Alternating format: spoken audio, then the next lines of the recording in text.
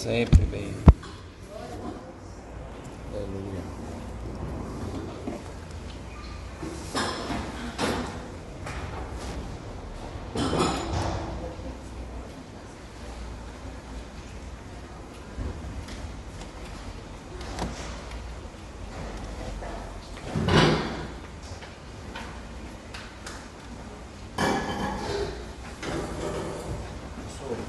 Falou comigo do aulão.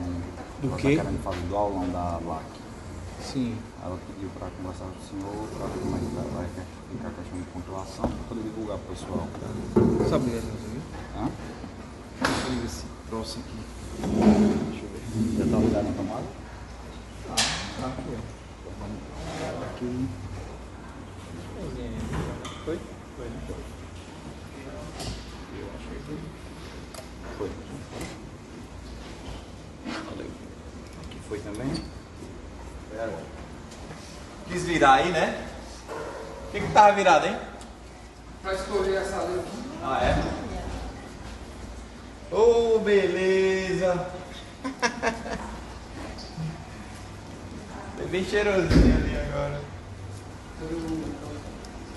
Tá inteiro demais, chega na agonia.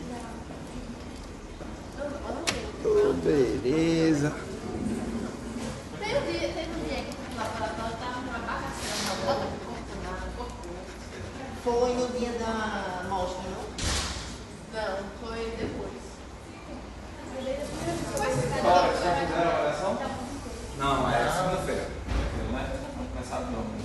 Oxê, Agora o negócio vai esquentar, né? que estranho, né? Preciso de um Deu resto do Minha cabeça vai ficar na cabeça de É bom. O que acontece aqui, hein? Acho que voltar, né? Não, se não levou aqui. pra não ir junto. Mas tava vermelhinho ali, ó. Cabo, Ah, eles conectaram, é? Cadê o cabo? Tá aqui, ó. problema de É, verdade. Cabo de vídeo, né? Boa, Kaique. É técnico de informática, é, meu filho? Sei. Vai ficar pra imundo, gata. Vamos, amiga. Amiga falta. Eu vou pra aula e volto. Não, vou assistir a aula. Eu vou assistir a aula. Eu queria ir pro monitorinho, queria que a aula acabasse cedo pra dar tempo. Nada? Agora foi. Nem me Calma, rapaz, não é com força não. Já foi. Devagarzinho. Esse aqui é o pino, ele tava travando. Vou botar o pino agora para ele ficar fixado já. Eu não sei por que tira. É, agora veio. Chegou. Agora para deixar fixado. Acho que algum professor Esse veio. dessas não Tem uma dessas. que é chifre no dia da semana. Não, se. Não, chifre. Eita. Chifre external. Chifre pública. Chifre external. Chifre pública. E aqui é manobra external. Não, aí é um ângulo do externo. Ângulo external. Chama o nome.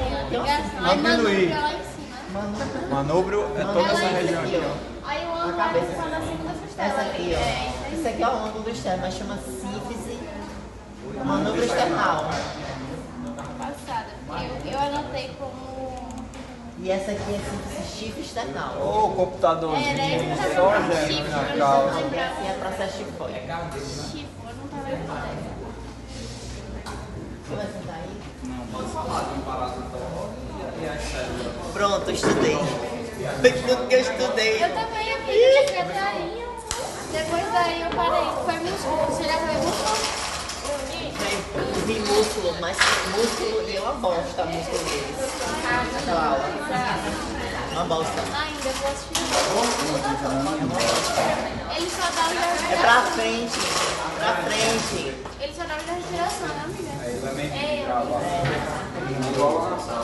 Não, já deu, já deu. Não estranho não. ela vai. Agora eu vou ligar aqui lá.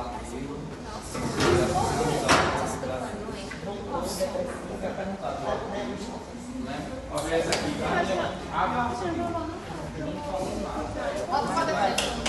Não, é. Hein? É besteira.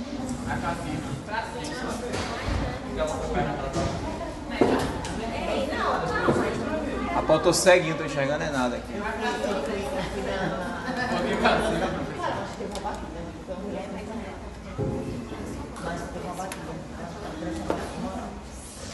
Essa turma tem quantos alunos, hein?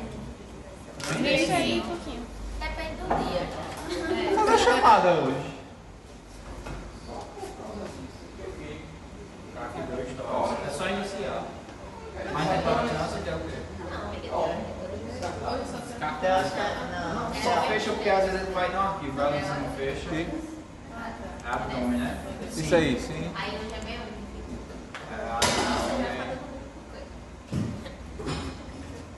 Pega uma folhinha de papel aí, por favor, branco. Dá Ixi. Ctrl Alt Tab. O que é isso aqui? Isso é o que é pra fazer a chamada, é? Só fechar, né? Assim. Deixa aqui, minimiza.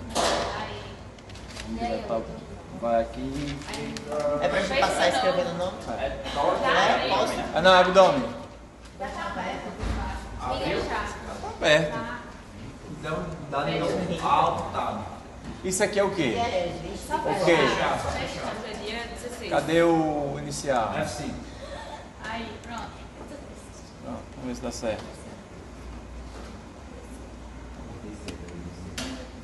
Deu certo.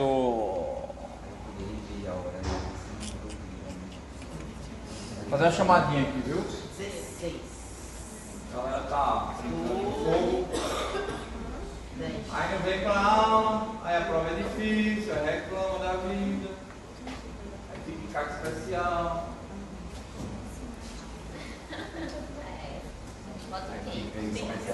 Galera, é o seguinte, como não veio todo, já vou adiantar essa vida, depois eu Adianta aí, falo Luiz. novamente. Eu fui procurado por Raquel, fui nossa monitora, ela faz parte da LAC. Eles estão organizando um aulão junto com o professor Adriano. E dando tudo certo, esse aulão, além de somar com conhecimento, ele vai ajudar também em nota. Melhor vai ter uma relação nota de menos. Conhecimento é o que vem a somar. Também vai auxiliar também para as questões de prova e da vida em si. Quando é? Estão organizando, vão passar as datas. As datas ainda não foram definidas, mas a Raquel está finalizando. Assim que ela me passar, eu mando para vocês. Tem o tema? Tem previsão? Não, o valor ele não passou. Estou esperando só uma simbólico. Valor simbólico. Estou esperando só para bater uma. Pô, te liga, amor. Vai ser. Ei, professora, não tem mais, você sabe? Vai ser abdômen. E a data? Novembro? Vamos lá. Pessoal, então hoje, a partir de hoje, a gente vai começar a parte abdominal. É anatomicamente a parte mais difícil. Por quê? Porque tem mais referência anatômica. Assim, quanto mais referência anatômica, mais difícil fica. Só pior. Então, a parte abdominal, a gente vai começar com anatomia topográfica superficial, ou seja, anatomia da parede abdominal. Depois, a próxima aula. Então, essa aula hoje vai ser teórica e prática. A próxima aula também vai ser teórica e prática com anatomia. Esse tem que se pegar, certo? Então, anatomia. Primeira coisa, quando a gente observa a anatomia topográfica superficial, ou seja, os músculos da parede abdominal, a gente está vendo, obviamente, as vísceras internas. Como que anatomicamente a gente define a parede abdominal? A gente define a parede abdominal. A gente define a parede abdominal em parede abdominal anterior, parede abdominal lateral e parede abdominal posterior. A mesma coisa que acontece lá no tórax. Como que eu sei o que é parede abdominal anterior? Tudo que tiver entre as linhas axilares anteriores. Então você imagina uma linha imaginária que passa na frente da região axilar. É a linha axilar anterior. Existe uma linha axilar média e uma linha axilar posterior. Vamos imaginar. Então, tudo que tiver na frente entre a linha axilar anterior, direita e esquerda, a gente chama de parede abdominal anterior. Tudo que está entre as linhas axilares anteriores e posteriores, a gente chama de parede abdominal lateral ou flanco. Então, flanco na medicina é a mesma coisa que parede abdominal lateral. Então, quando você tem uma dor no rim aqui, aí eu estou com o meu flanco doendo, né? Estou com uma dor no flanco direito, no caso. É a parede, flanco é a parede abdominal, o quê? Lateral. Tudo que tiver entre a linha axilar posterior direita e a linha axilar posterior esquerda, a gente chama de parede abdominal posterior. Vulgarmente chamada de dorso na medicina. Então, o que é o dorso, pessoal? Então, existe a parede torácica posterior e existe a parede abdominal posterior. Okay? Existe a parede torácica lateral e a parede abdominal lateral. Vamos lá. Além dessas linhas imaginárias que eu falei, linha axilar anterior, média, posterior, a gente tem aqui duas linhas que passam na metade da clavícula, que cortam o abdômen em várias regiões. Então a gente tem a linha axilar hemiclavicular direita e a linha hemiclavicular esquerda. Certo? Então vocês estão vendo aqui, que linha é essa aqui? Linha hemiclavicular. Passa na metade da clavícula. Por que é importante saber disso? Porque essas linhas vão dividir topograficamente o abdômen. Beleza? Uma linha que passa pelo rebordo costal, a extremidade do rebordo costal, e outra linha, que é a subcostal, que passa pelo espinho ilíaco lateral superior. Quando essas 1, 2, 4 linhas se cruzam, divide o abdômen em 9 regiões. Estão olhando bem para a figura? Então, quando a gente fala na anatomia topográfica superficial, uma região que está lateralmente à linha hemiclavicular direita e acima da linha do rebordo costal, a gente chama de hipocôndrio direito. Entendeu? Então, cada região dessa tem nome: hipocôndrio direito, hipocôndrio esquerdo, região lateral direita, lateral esquerda, região do mesogástrico, região do hipogástrico, epigástrico, mesogástrico, hipogástrico. Ou região ventral, relações falam ventre, né? Região da região inguinal direita ou fossa direita e região inguinal esquerda ou fossa esquerda. Então, quando o indivíduo chega lá no hospital, doutor, estou com uma dor aqui, dizendo que está com apendicite, no local do lado direito. Ele está com a dor na região da fossa direita ou região inguinal direita. Certo? São sinônimos. Então, o médico meio que tem que entender em qual região o paciente está sentindo dor ali na barriga dele. Certo? Agora ali na foto está na região. O lugar que está no meio. É aquela tradição, exatamente. Então, se eu chegar na hora da prova, perguntar, a prova de semestre passado eu perguntei assim: me diga quais vísceras maciças estão localizadas no hipocôndrio esquerdo. Aí você coloca pá, acabou. Aí não sabe quando acha que o hipocôndrio esquerdo é na boca, aí vai acertar? Não sei. Não vai, né? Aí coloca lá um monte de bobagem e aí ganha um xizinho na questão. Topograficamente no hipocôndrio esquerdo existe uma das maiores vísceras maciças, que é o baço. Então, pessoal, o baço está localizado aonde? No hipocôndrio esquerdo. O fígado está localizado no hipocôndrio direito. O estômago está localizado? Não. É epigástrico? Mesogástrico. Está na tradição dos dois, exatamente. Né? O reto está localizado em que região? Ventral. É isso, ou hipogástrico. Hipogástrico. É o ventre ou hipogástrico. A mulher fala toda na região do ventre aqui, é sinônimo, né? A medicina que fala. Falou qualquer uma das regiões. E aí os flancos, que são as regiões laterais, estão topograficamente localizados em rins. Então, quando o paciente tem um cálculo renal, ele vai ter dor no epigástrico? Não, ele vai ter dor onde? Na topografia da vista. Aí a gente vai falar de dor referida, de parental, então ele vai ter dor no flanco direito, no flanco esquerdo, né, ou na região do glúteo. Então, quando vocês forem pagar semiologia, vocês têm que entender a anatomia topográfica. Aí quando eu pergunto, o paciente tem uma crise de vesícula, Alguém já teve visto vesícula aqui? Vocês? A vesícula, topograficamente, ela está localizada onde no abdômen?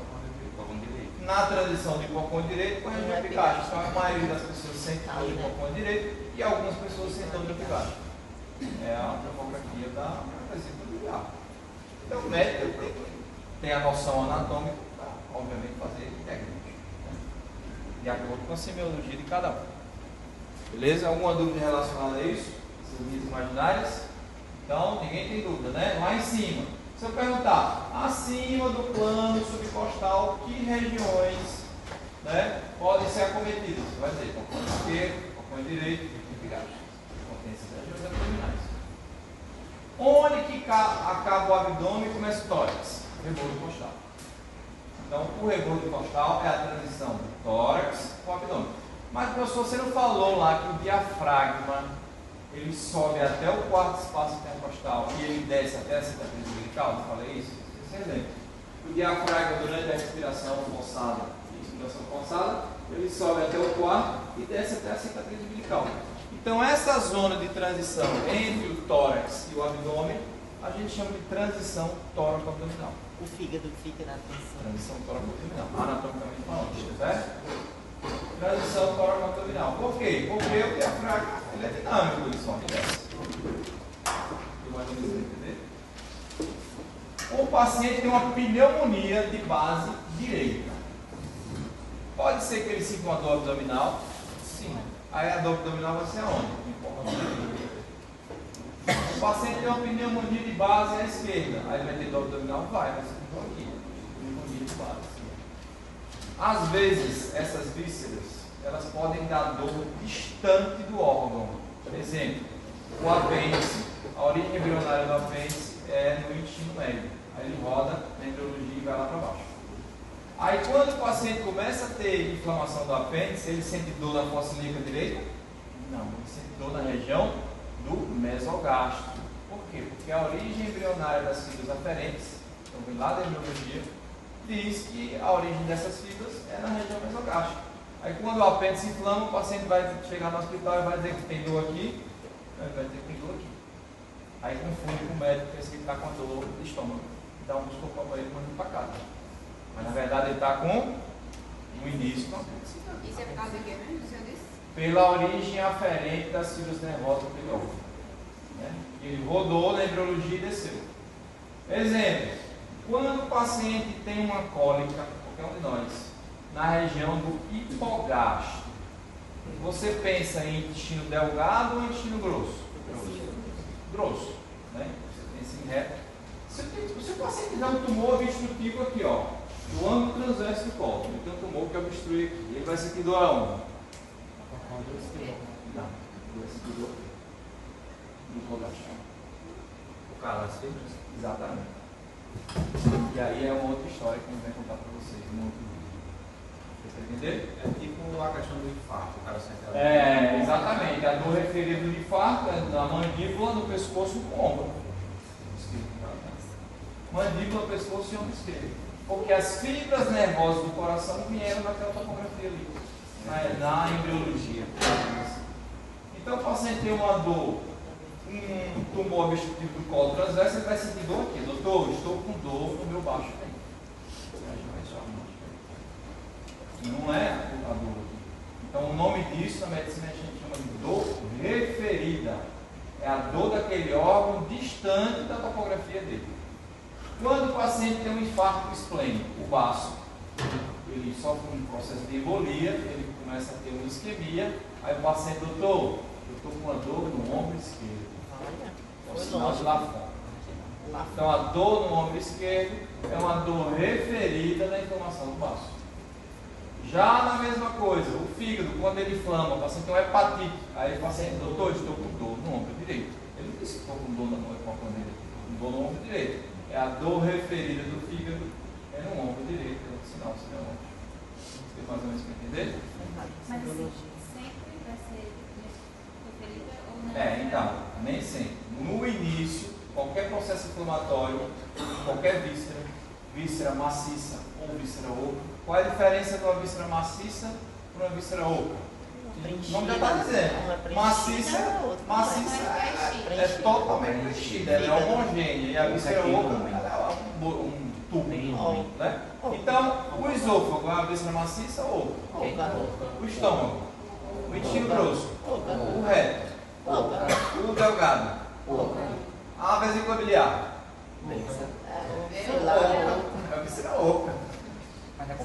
O pâncreas é uma víscera maciça ou oca? Maciça. O nome já diz, pâncreas. No latim vem pan de todo, creas, carne. Então ele é todo de carne. Pâncreas. Então, ele é uma víscera homogênea maciça. O baço é uma víscera maciça ou oca? Maciça. O fígado. Maciça. Então, quantas vísceras maciças nós temos dentro da cavidade abdominal? Conta aí. Pâncreas. Baço, fígado, pâncreas, rim é maciço ou oco? O rim é maciço. Renal é maciço. E o resto que não for isso aí é maciço. Aí eu pergunto na prova, quais vísceras maciças estão no hipocôndrio esquerdo?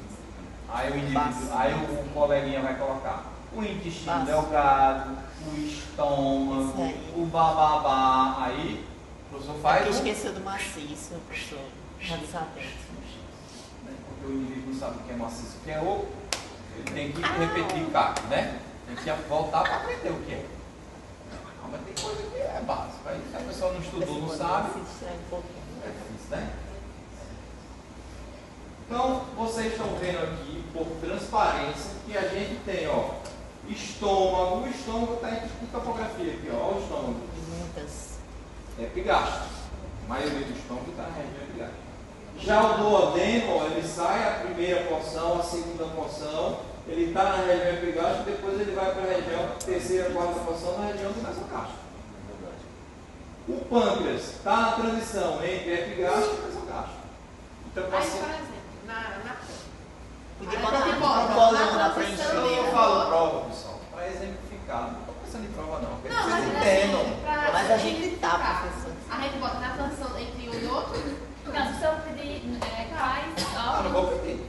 Tá, é só Tá, mas Porque eu já dei o exemplo, ó, obviamente não pode pedir a questão. Aí se o senhor pede órgãos da região epigástica, a gente pode estar quantas? Porque não vai dar. Isso, pode estar bem na transição entre o epigastro e o mesocastro.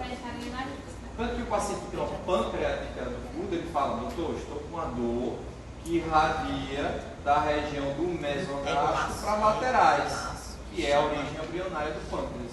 Do enfaixa. É do Vai até para trás. Quando característico da pancreatite aguda. O cólon, o intestino grosso. Ó, anatomicamente, como a gente está vendo, ó, cólon ascendente, colo transverso, colo descendente e sigmoide reto. Ele ocupa a região do mesogástrico? Não, ele ocupa a região lateral e do hipogástrico. Ele não tá passando ali não, ó. Não, a grande maioria dele, ó, ele está passando aqui, ó. Aqui na região mesogástrica se concentra basicamente que víscera? O intestino delgado. O intestino delgado, na grande maioria das pessoas, tem algo em torno de 6 metros.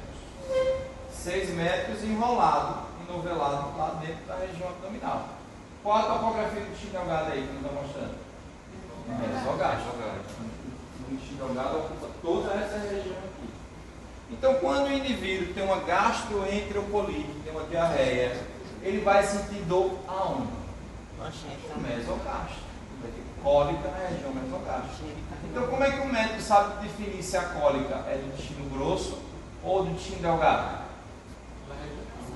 Qual a região da cólica do intestino delgado?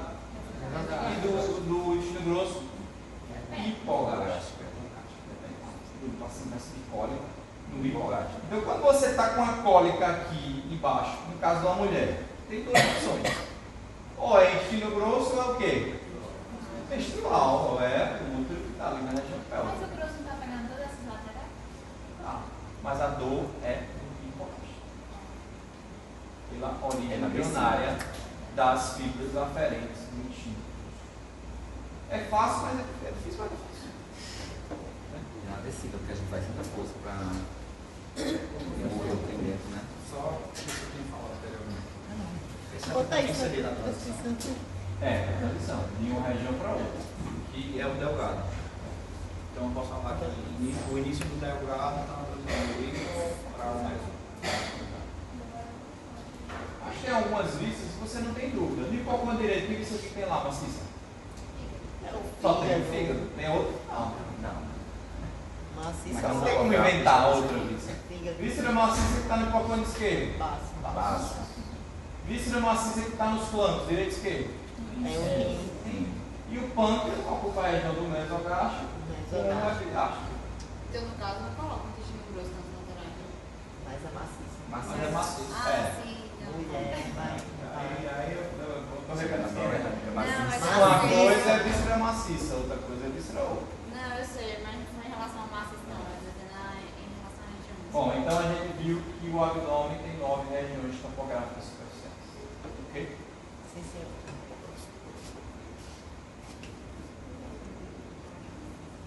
Quando a gente tira a pele subcutânea da região abdominal, vai expor os músculos da parede abdominal, que são em número de 4.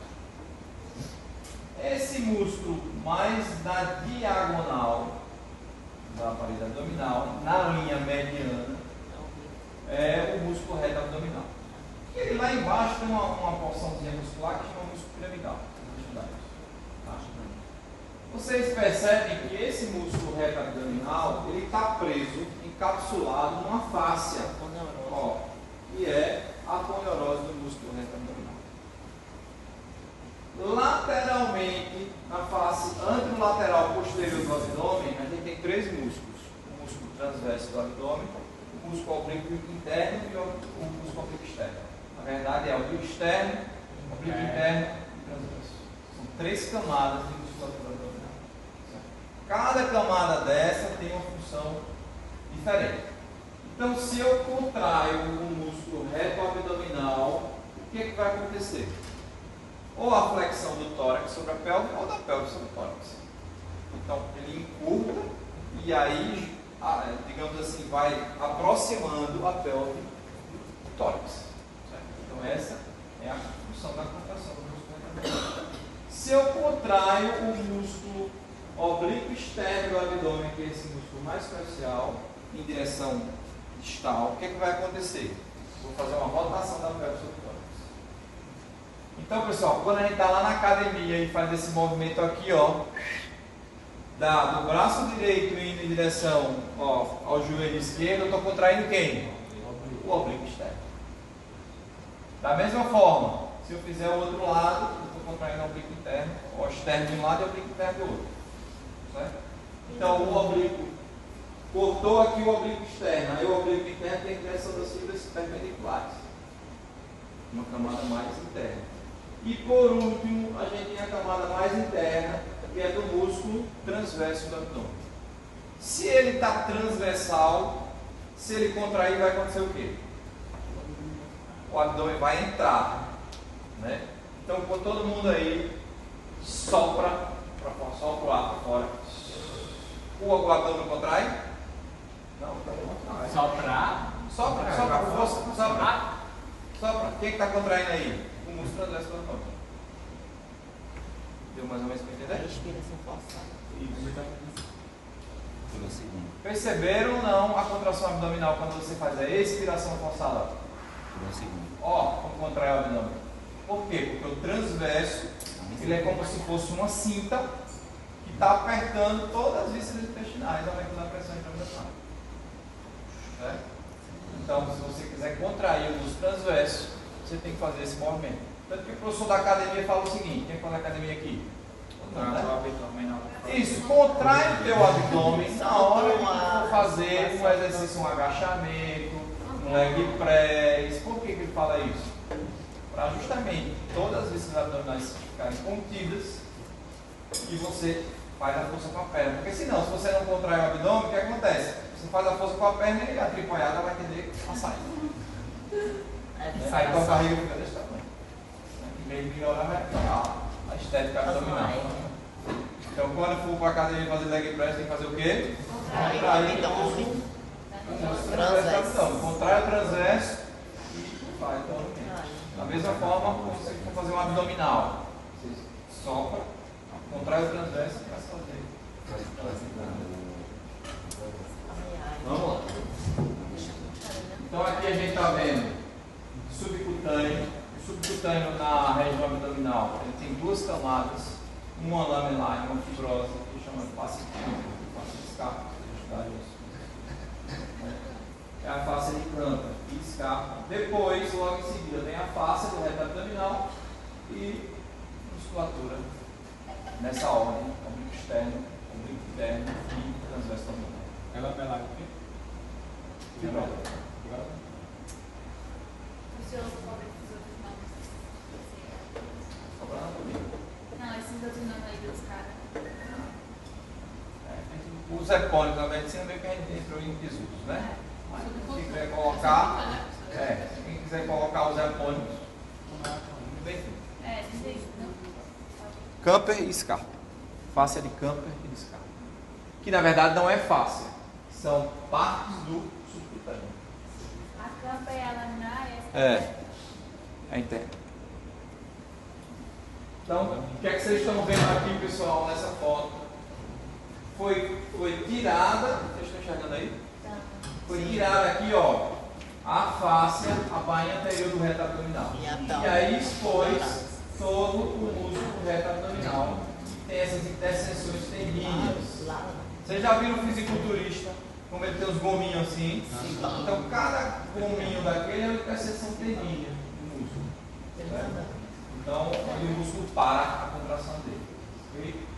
Vocês estão vendo aqui. O fisiculturista ele usa essa questão da face, né? Aí fica mais visível, né?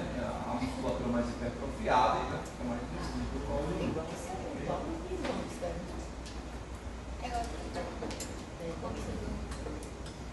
Então, qual é a função desse músculo aqui reto abdominal?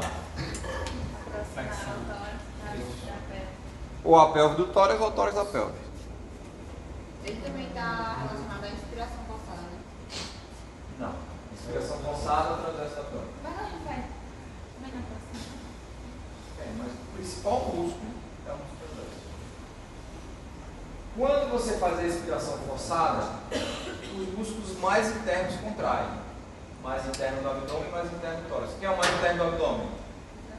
E quem é mais interno do tórax? Oblíquo interno. Músculo intercostal. É tórax. Intercostais. Aí tem um ano, acho que uns 2 ou 3 anos atrás, eu perguntei quais músculos fazem maior função na inspiração forçada. Aí você tem que colocar o quê? Diafragma, intercostal interno e transverso do abdômen. É fácil. Os músculos mais internos do tórax e do abdômen tem que contrair para que aconteça a inspiração forçada, além da elevação diafragmática. Aqui vocês estão vendo a irrigação do músculo reto abdominal, que da parte inferior vem da artéria epigástrica inferior profunda e da parte superior vem da artéria epigástrica superior profunda. A superior profunda é a ramo da torácica interna, da torácica interna. A continuação da torácica interna no abdômen a gente chama de artéria epigástrica superior profunda. A continuação, um raminho daqui da femoral, um ramo da femoral, quando cruza o ligamento inguinal, ele vem desse ramo e a artéria epigástrica inferior profunda. Tem a superficial, que é a subcutânea, e essa é a profunda. Então, se eu perguntar quem irriga o músculo reto abdominal? Epigástrica inferior, super inferior profunda e superior profunda. Aí é ramo de quem? Uma da femoral, ilíaco femoral e outra torácica. Mas não vai cair porque ele já acabou. É, né, professor?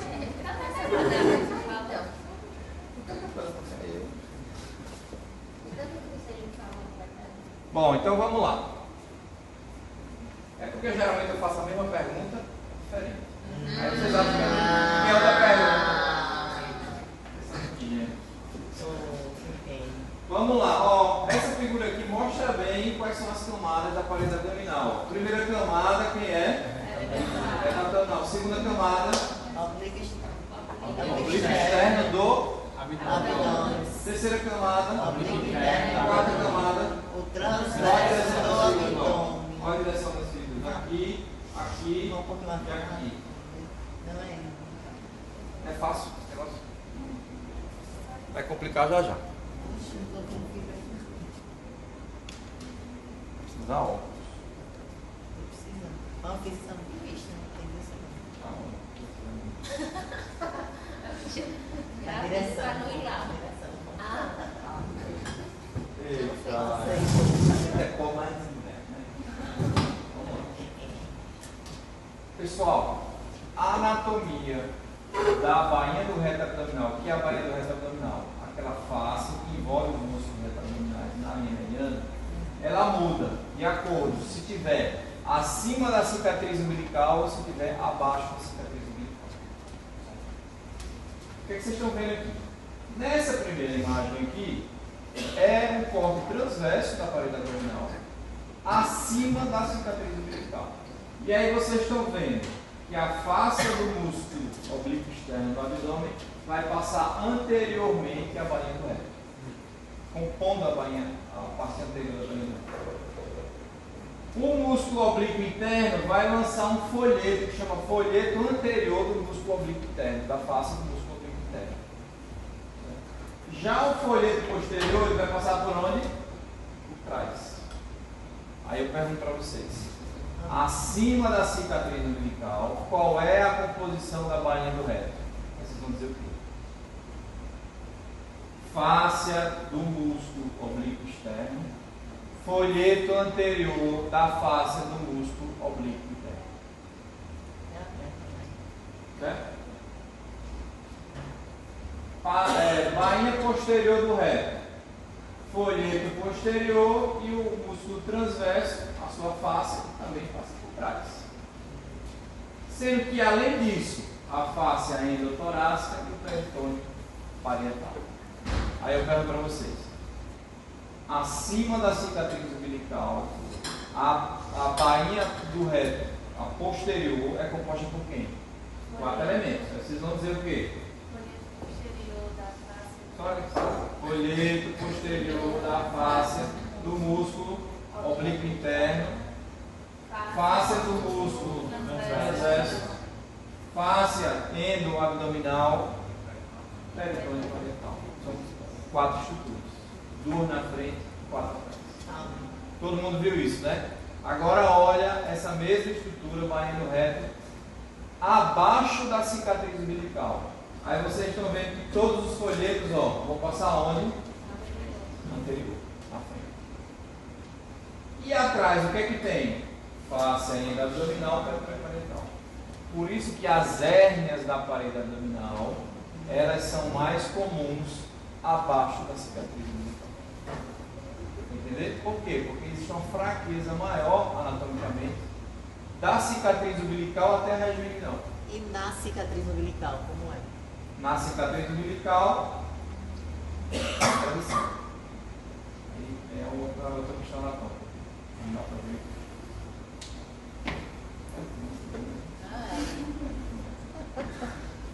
Alguma dúvida em relação aqui?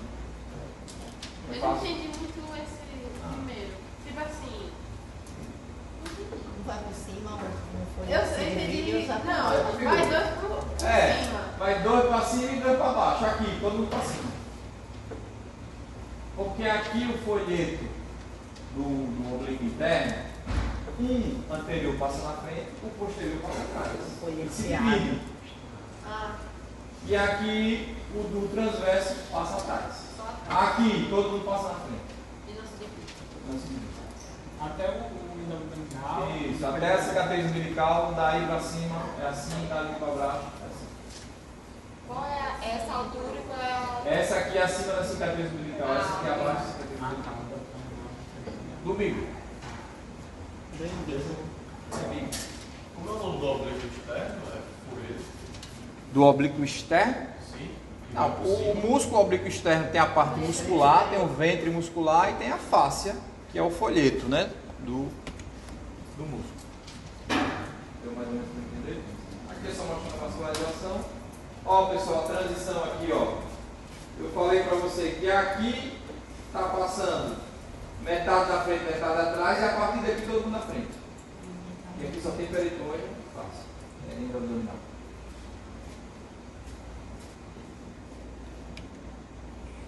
Aí, hérnias da parede abdominal são patologias muito comuns do ser humano. Algumas estatísticas falam em 25% da população tem algum tipo de hérnia na parede abdominal. Isso é comum? 25% da população? Comum, né? Mais comum na mulher é a hérnia na cicatriz umbilical e mais comum no homem é a hérnia na região inguinal. Por que na mulher é mais comum na cicatriz umbilical?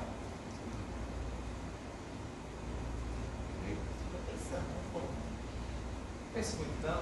Na gravidez geralmente. Então, por que? Vou fazer a pergunta para ele. Por que na mulher é mais comum a hérnia da região umbilical do que no homem? Isso estica na gravidez. Não, mas de forma. É o ligamento do útero que tem lá. Então, pode não ser mesmo. Vocês sabem o seguinte: quantas mulheres engravidam na vida dela? Quase todas, né? Quase todas. Então, metade da população engravida, ou um pouquinho mais da metade, né? Vai ter uma gestação. E essa gestação afasta a musculatura, abre aquele defeito e forma a hérnia. Ele falou isso? E você disse que não era isso. Mas eu tô doido, né? Escutei outra coisa. Então, Tem um nome, por que, voltando à tem pergunta, um nome por que? específico. Do quê? De acha. Por que a hérnia umbilical é mais comum na mulher que no homem? Por causa da? Mas diástase é a mesma coisa que hérnia umbilical? Diástase é o afastamento da musculatura. A hérnia é a protrusão do conteúdo da cavidade abdominal. Mas a gravidez na mulher afasta a musculatura, a mulher fica com barriga desse tamanho, afasta a musculatura e propicia a ter a formação da hérnia, geralmente após o puerpério, né? Tem um neném e aí vai, 2 anos depois, descobre que tem uma hérnia umbilical. E o homem é mais comum? A hérnia é região inguinal. Por quê? Justamente pela fraqueza da parede abdominal abaixo da cicatriz umbilical. Então, há algo em torno de 2 para 1 de hérnia umbilical de mulher para homem e 3 para 1 de inguinal de homem para mulher. Então, é muito raro, não vou dizer raro, mas é muito difícil a gente encontrar mulher com hérnia inguinal. Por uma questão que eu vou falar mais. Então, pessoal, o que é hérnia? Por que não tem uma frequência inguinal? Porque, então vou mostrar. Então, o que é hérnia? O que é hérnia? Protrusão de órgãos através do alimento natural adquirido. Eu já ouvi falar que tem hérnia na coluna. Vocês já escutaram? Hérnia de disco. Hérnia de disco. É outra história. Aqui a gente está falando de hérnias da parede abdominal. A gente está falando de hérnia de coluna. Hérnia de coluna é outra patologia. São hérnias da parede abdominal. Essas hérnias podem ser da parede abdominal anterior, da parede abdominal lateral, da parede abdominal posterior, do diafragma e do diafragma pélvico. Tudo isso provoca hérnia. Onde tem musculatura, tem hérnia. Faz hérnia do estômago. Aí é outro tipo de hérnia. Essa hérnia aqui, ó, na linha alva, na região epigástrica, a gente chama de hérnia epigástrica. Essa hérnia aqui que é no umbigo, é no umbilical. Essa hérnia que é na incisão, a gente chama de hérnia incisional. O indivíduo fez um apendicite e tem uma hérnia local da incisão do apendicite, uma fraqueza. A gente chama de hérnia incisional, porque foi em cima de uma incisão. Professor, aquele espelho desse que tem um umbigo mais em comparação ao bolinho, ele tem mais facilidade de essa hérnia umbilical? A gente espera na criança até uns 4 a 5 anos para a hérnia umbilical fechar espontaneamente. Porque a parede abdominal vai começar a fortalecer e espontaneamente fecha. Passou de 4 a 5 anos, não é indicado fazer cirurgia. Então, cuidado. Acho que assim, uma pessoa que tem essa fraqueza musculatura, o indicado é fortalecer ou se fortalecer vai. Se a pessoa geneticamente já nasceu com aquele problema, se ela for para academia fortalecer, vai piorar. Piora. Se você... Porque a pressão da barriga é positiva ou negativa? Positivo. Positivo. Quando você dá a facada em alguém, a tulipa sai ou entra? A tulipa sai. Então a pressão é positiva. Quando você dá a facada no tórax, ela entra ou ela sai? Então a pressão negativa aqui e positiva aqui.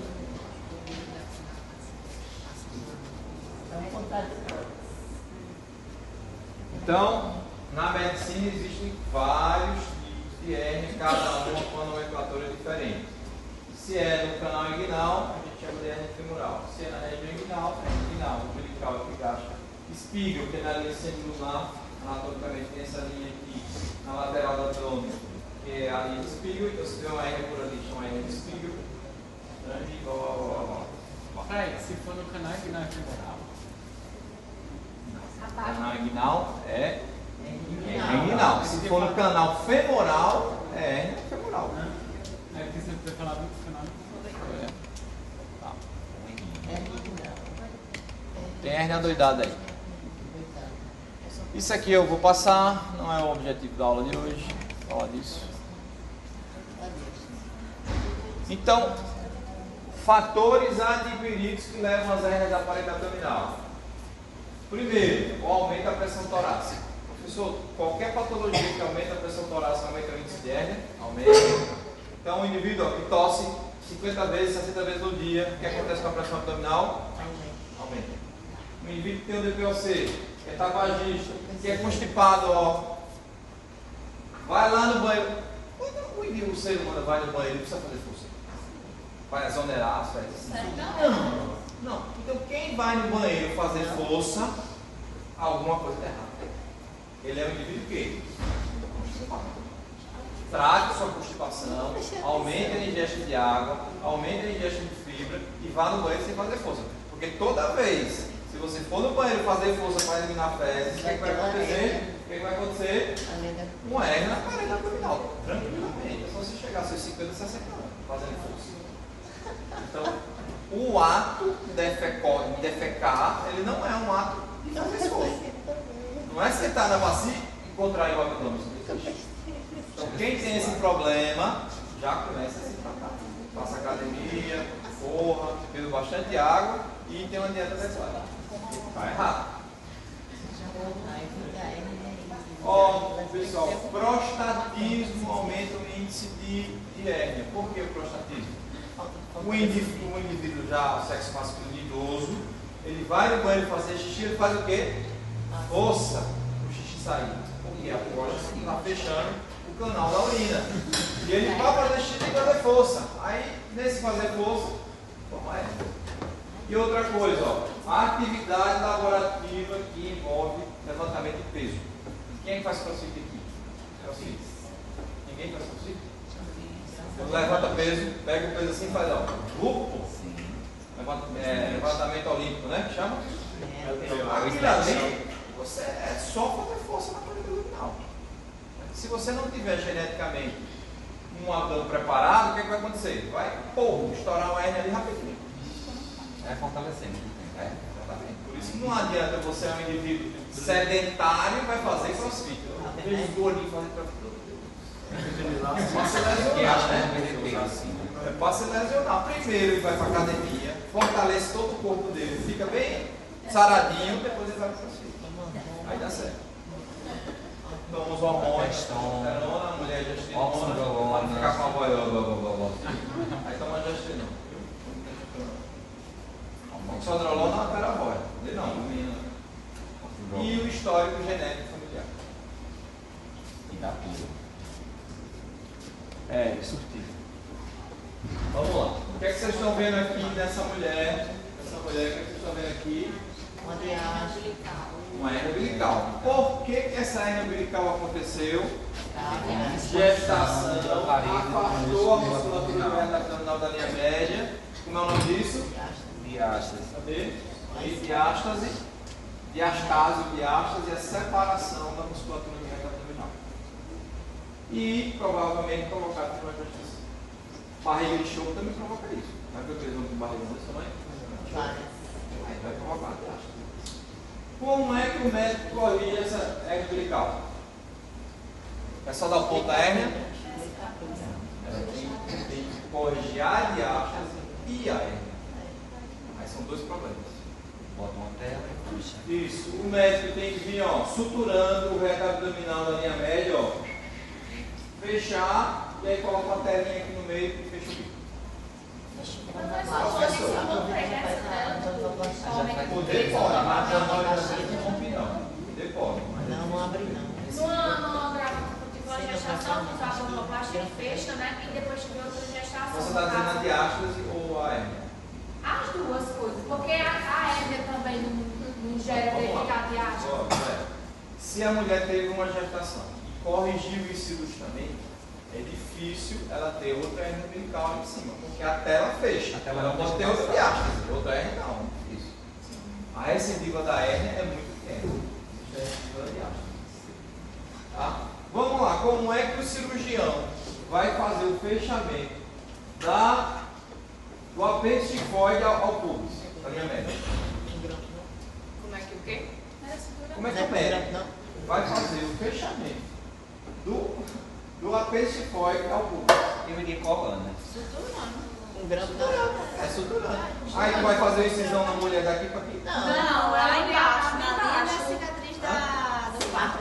Então, só existe uma única opção. O cirurgião plástico vem, descola todo o subcutâneo até aqui em cima, chama de dermolipectomia, costura por dentro para ficar aquela incisão. Porque não tem como eu vir aqui, cortar a barriga da mulher e fechar. Tem, né? Mas o estético vai ficar no incisão daqui para aqui, para fechar a diástase. Então, quando é fechamento de diástase, pessoal, a gente chama o cirurgião plástico, amigos. Façam a dermolipectomia aqui, solte todo o subcutâneo, olha o que eu fiz aqui, né? Solta todo o subcutâneo, de cima a baixo, solta, descola. Vem costurando e aí vem o cirurgião e fecha a hernia umbilical. Junto com o cirurgião plástico. A dermolipectomia. O plástico não faz a fechamento da hérnia, não? Faz não, ele sabe. Não faz. Você acabou de dizer que vai dar uma formação para baixo, Chama o cirurgião. Fica com medo. Tudo medroso, cirurgião plástico. Não, isso é verdade. Ó, hérnia de Spiegel é a hérnia que ocorre na linha singular entre Spiegel, na parede lateral, entre o reto abdominal e a musculatura lateral.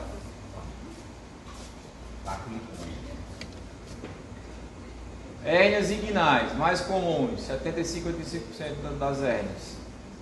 25 para 1, ó. Eu falei 3 para 1. Ó a proporção de homem para mulher. 25 para 1. Para cada 25 homens existe uma mulher com hérnia inguinal. Qual é o motivo disso? Anatomicamente, o canal inguinal do homem ele é composto por diversos elementos anatômicos. Então, na origem embrionária, o testículo está dentro da cavidade abdominal e ele desce nesse pertúrdio, que é o canal inguinal, em direção à bolsa escrotal. Então, aquilo ali é um local de fraqueza anatômica. A mulher tem testículo? O ovário sai da cavidade abdominal e vai para fora? Não, o ovário fica lá dentro da barriga. Então, a mulher só tem o que aqui? O ligamento redondo do útero cruzado. Então, a mulher, anatomicamente, só existe um elemento do canal inguinal. Qual é o elemento? Ligamento redondo do útero, fibrosado ainda, porque ele vai fibrosar ali. Então, não é local de fraqueza. Mas no homem, passa 9 elementos aqui dentro, em direção ao testículo, artéria testicular, parece compiforme, cremáticas, deferentes, e aí a hérnia vem por aqui e sai em direção ao testículo.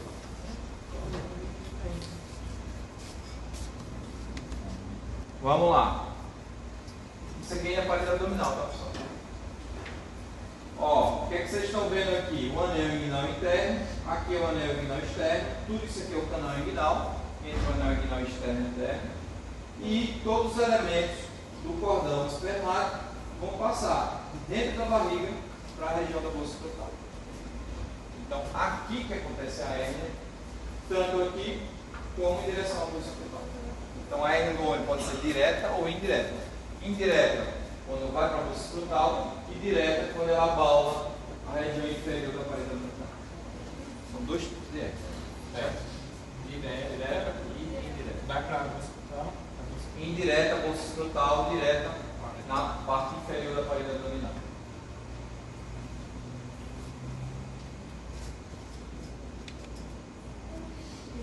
Aí vem aquela história do canal femoral, né? Então existe uma tríade aqui de artéria femoral, veia femoral e canal femoral, onde a hérnia passa por esse canal em direção à coxa. Essa hérnia femoral é mais comum na mulher do que no homem. Certo? A hérnia femoral. Onde é a hérnia femoral? Pelo canal femoral. Lá embaixo. Aí a mulher, doutor, ó, eu estou com um abaulamento aqui na minha região da coxa, abaixo do ligamento inguinal. Tem uma bolota aqui. Isso aqui é um gânglio. E quando vê é uma hérnia femoral. Essa hérnia é perigosíssima, porque o intestino cai ali, prende e a mulher tem um quadro obstrutivo. Então, geralmente sempre é o intestino, né? Sempre o intestino. Geralmente não é. Prende ali, ó. Se não operar de urgência, é longo. Em todas, né, professor? Encarceram e dá zero. Não, nem todas encarceram, né? Mas a grande maioria. Mas o risco da hérnia é o encarceramento. Então vamos lá. Isso aqui é uma visão posterior. A parede abdominal está aqui, anterior, e a gente está vendo por trás, certo? Então a hérnia que passa pelo anel inguinal profundo é a hérnia indireta.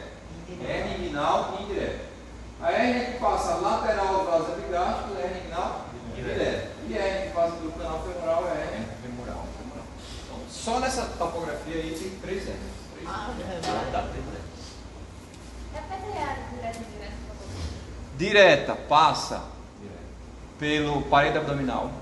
A indireta passa pelo anel inguinal profundo, que é o início do canal inguinal, em direção ao testículo. Deu mais ou menos para entender? Essas duas, direta e indireta, tá como no homem e a femoral Na mulher. As inguinais, 25 vezes mais comum no homem, e a femoral, mais comum na mulher. Novamente aqui, ó, para mostrar. Aqui está o ligamento inguinal. Aqui está o pubis. Entre o pubis e o ligamento tem esses 3 espaços, onde passa a artéria femoral, veia femoral e o canal inguinal. Aqui. E logo em cima tem o anel inguinal superficial. Né? Profundo ali, superficial aqui, onde é a inguinal direta. Está difícil? Mais ou menos. E na verdade, pessoal, essa hérnia inguinal direta e indireta é a parte final da parede abdominal lá embaixo, junto com o ligamento inguinal. É a transição para a coxa. Mas é abdômen ainda. Bom, novamente mostrando a hérnia inguinal indireta. Por que indireta? Porque a hérnia vem, passa pelo anel inguinal profundo, passa pelo anel inguinal superficial em direção aonde? A bolsa escrotal, junto com o canal inguinal. Ó, a hérnia saindo aqui, ó, a tripa vem, o intestino vem, ó. Onde é que ele vai sair? Lá embaixo. Que a gente chama de hérnia inguinoescrotal. Por quê? Porque a hérnia já ficou tão grande que ela desce para a bolsa escrotal do homem. Isso acontece na mulher. Por quê? Porque ela não tem fraqueza ali no sexo escrotal. É, nem escrotal. Ela tem grandes lábios, mas que não tem conteúdo. A bolsa escrotal tem conteúdo. O conteúdo dos grandes lábios são glândulas e o final, o ligamento redondo, que acaba por ali.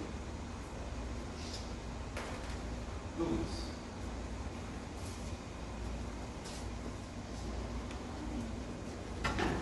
A hérnia inguinal direta, ó, ela vai passar não em direção ao testículo, mas pela parede abdominal. Vocês estão vendo aqui que o conteúdo vem lateralmente ao reto abdominal, ele sai por ali. Há uma fraqueza daquela musculatura ali. Por que, professor, a fraqueza daquela musculatura? Porque abaixo do ligamento inguinal, o folheto posterior tem apenas fáscia, renda abdominal e peritônio. Não tem aquela fáscia da musculatura. Se tivesse aquela fáscia da musculatura aqui, meio que ia dar uma protegida nessa região, mas não tem. Por isso que acontece a hérnia ali. Vamos lá. Olha esse indivíduo aqui. Que hérnia é essa? Essa e essa. Bom. Inguinal, né? Aí provavelmente é o quê? Indireto. Você está examinando, pode ser, né? O médico, na hora que o médico examina, ele sabe se é direto ou se é indireto. O exame clínico, ok? O exame clínico, o médico define se ela é indireto ou direto. É certo. E aqui, dos dois lados. O que é que tem que fazer? Fazer a cirurgia dos dois lados. Vamos lá. O paciente chegou no pronto-socorro, ele já tem história de TR há anos, não nunca tratou. Aí um belo dia ele, doutor, parei de eliminar flatos e fezes. O que aconteceu com ele? Isso. Então a hérnia, ela foi encarcerada inicialmente, depois estrangulada e isquemia todo o intestino aqui, ó. Isquemiado. O que é que o cirurgião faz? Corta o intestino, liga novamente e coloca a tela aí, joga fora esse negócio, coloca a tela. Se não fizer isso, vai acontecer o quê? Morrer. Então isso é uma urgência médica, uma hernia inguinal estrangulada. Professor, nesse caso da indireta, Ah. ocorre inchaço escrotal, mesmo ele não indo para a região, seria um Ocorre. reflexo da pressão. Ocorre. Deixa eu voltar aqui. Bom, aí vocês estão vendo o caso de hernia inguinal. Como é que está o intestino? Você viu o intestino delgado dele, tá? Era para ser rosinha, como é que está? Preto, necrosado. Como é que faz agora? Fazer a hiperectomia, fazer a ligadura, novamente, e resolver a hernia. Isso era um filminho, mas não está passando aí não. Uma hérnia que, como conteúdo era uma hérnia direta, tinha um apêndice. Ó, o apêndice entrou lá dentro da hérnia. Aí quando a parede abdominal contrai, fecha o apêndice e provoca apendicite, que é a hérnia de Amianto. Quem primeiro descreveu o apêndice dentro do saco herniário, esse cara aqui, fica lá Amianto, não lembro o nome dele, Viu a tela vocês. E aí ficou o nome dele. Então a hérnia de Amianto é o que, pessoal? Apendicite, não é o apêndice, é apendicite dentro do saco herniário. É hérnia de apêndice. Apendicite. Apendicite é a inflamação do apêndice. Apêndice é só a região anatômica. Apendicite é hérnia. E geralmente vai estar inflamado o apêndice? Vai estar inflamado porque ele estrangula o apêndice e provoca o quadro apendicite. Como é que a gente resolve esse problema? Colocando uma tela naquele defeito da parede abdominal. Então, obrigatoriamente, hoje em dia, 99% das técnicas, a gente coloca uma tela, gruda a tela ali e dali resolver o problema, não recidiva mais.